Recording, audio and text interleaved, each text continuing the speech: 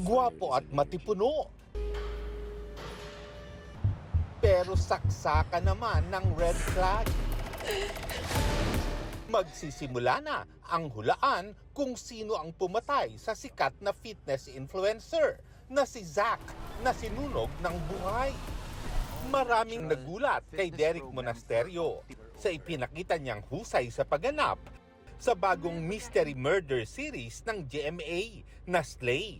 Ang ginawa ko sa kanya is meron siyang parang troubled past. Yun yung binuo kong backstory ko para like lumabas siya pag medyo binubuli ko na yung mga girls. Tila naging effective naman dahil kapag sa harap ng kamera, ramdam yan ng kanyang co-actors na sina Gabby Garcia, Mikey Quintos, Isabel Ortega at Julian San Jose na mapagbibintangan ang role sa krimen.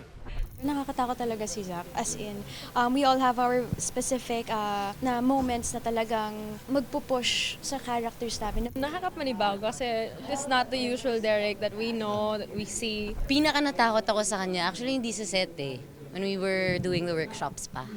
My character kasi towards Zach, hindi siya takot kay Zach. They complement each other when it comes to being strong. Maging si GMA Senior Vice President, Attorney Annette Gozon Valdez, nagbigay ng favorable reaction sa ipinakitang husay ni Derek. Of course, si Derek nga, hindi kami nagkamali sa pagcast sa kanya.